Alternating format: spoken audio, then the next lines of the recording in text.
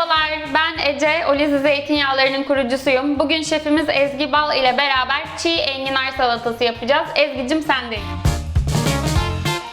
Ece, şimdi çiğ bir enginar salatası dedik. Pişirme işlemi yapmıyoruz, marine işlemi yapacağız. Harika. Öncelikle bir marine sos hazırlayacağız. Senden sosu hazırlamanı isteyeceğim. Tabii Ben ki. de bu arada enginarları ince ince doğrayacağım.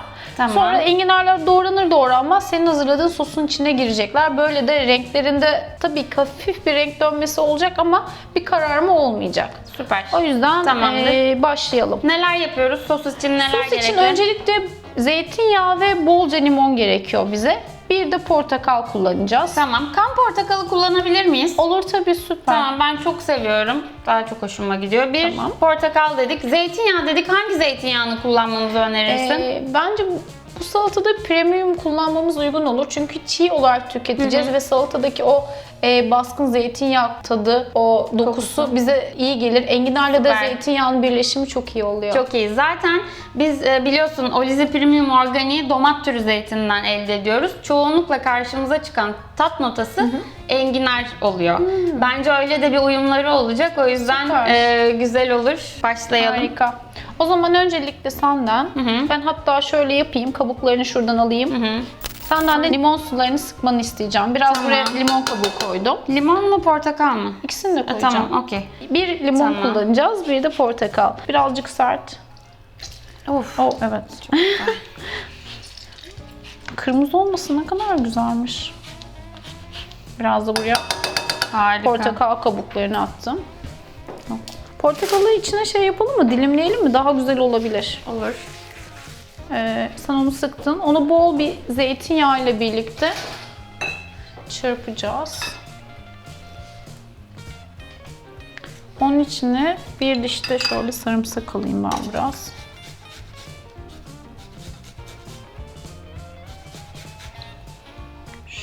Şöyle vuruyorum. Sarımsağımız da geldi. Böyle 1/3 diş gibi bir şey kalınlığı Zeytinyağı iyi kullanacağız. mi? Daha fazla koymalı mıyım? Yeterli. Tamam. Gayet güzel. Portakalı dilimleyip koymaya karar verdik. Evet, Doğru portakalı evet şu şekilde. Ece, daha önceki çekimlerde bal kabağını böyle oturtturup etrafını soymuştuk, hatırlıyor Evet. musun? Şimdi portakalı da aynı sistemi kullanacağız. Buna kesim olarak segment diyoruz. Limonda, Belli bir portakalda. zemine oturtup onun Evet, üzerinden dikey kokusunu olarak. şöyle kesip oturtturup sonra bu şekilde etrafından soyuyoruz. Çok güzel. Az bir kayıp var. Bir de elle uğraşmak çok zor gerçekten. Tabii Özellikle portakalı yemek bu yaparken. şekilde soymak gerçekten çok zor. Bir de bu damarlarını mı almak oluyordu? Tabii, Öyle bir tabii. isim. Ha, Aynen. aynen. Şu. Bu segment mi bunun? Bu adı? segment oluyor. Bunu bu şekilde segmentlerini çıkartıyoruz. Gerçekten çok güzel bir portakal. Ben oldum olası kan portakalını çok severim. İlk aldığım şeydir yani çıkar çıkmaz. Bitene Bulması kadar. da zor. Evet, her zaman her yerde olmuyor. Lezzeti de inanılmaz, görüntüsü de inanılmaz. Şimdi bunu bu şekilde dilimlerini çıkartıyoruz.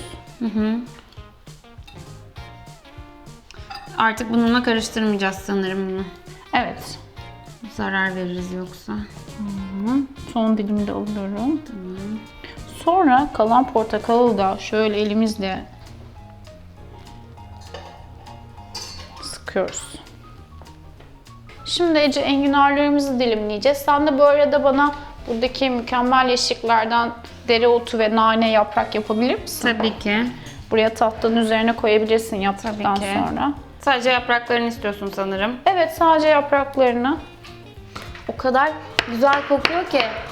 Dokusu, yaprağı o kadar güzel ki gerçekten taptaze bahçeden olduğu belli. Bu arada enginarları doğruyorum ama bunlar hazır soyulmuş çanak enginar dediğimiz enginarlardan.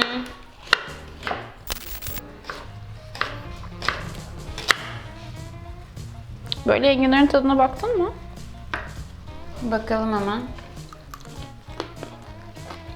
Yani çok bir tadı yok aslında, değil Aynen, mi? herhangi bir tadı yok. Ama şimdi sosuna girecek ve daha sonra sosta tadını gösterecek. Bu arada hemen içine koyuyorum ki içine çekiyor sosunu. Bunları da içine atıyoruz, sosun içine. Dereotu ve nane ekliyoruz. Evet. nanelerimizin yaprakları gerçekten. Bunları da şöyle ince ince kıyıyoruz. Dereotlarını da şöyle yaprak yaprak atalım. Ece biraz deniz tuzu ekler misin içine? Tabii ki. Sen bana dur de lütfen. Tamam. Tamam mıyız? Tamamdır. Başka? Bir de karabiber çekersen. Tamam.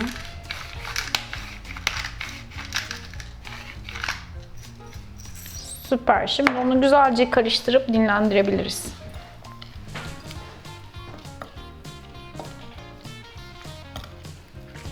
Bu biraz böyle beklemesi mi gerekiyor? Evet, biraz bunun Şefim? içinde beklediğinde enginarlar yumuşuyorlar ve gayet lezzetli oluyor. Bu da marine olmuş oluyor aynı zamanda. Güzel bir kokusu var.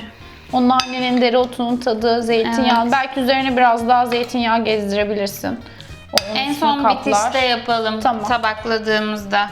O zaman bunu ne kadar bekletmemiz gerekiyor? Bir 15 dakika beklese enginarlar zaten kendi şeyini salarlar. Tamam. kokusunu. Harika. O zaman Tamamdır. beklemeye alıyoruz.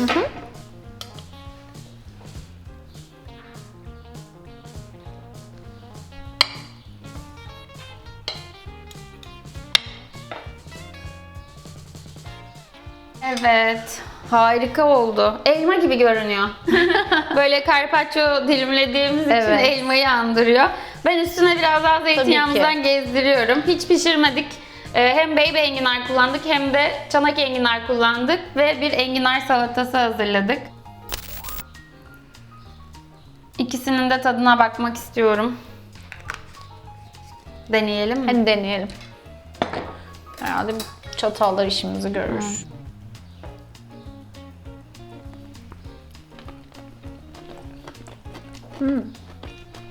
Enginarı tek başına yediğimizde hiçbir tadı yoktu. Yani ama tabii ki diğer şeyler de ona tat veriyor ama enginarın tadını ortaya çıkarıyor resmen. Evet. Çok ilginç ya. Gerçekten çok güzel. Bu kadar pratik. Hafif bir başlangıç. Evet, Bahar çok güzel ayları için. başlangıç. Gerçekten. Harika. Bir de ben baby enginarın da tadına bakmak istiyorum. Tabii.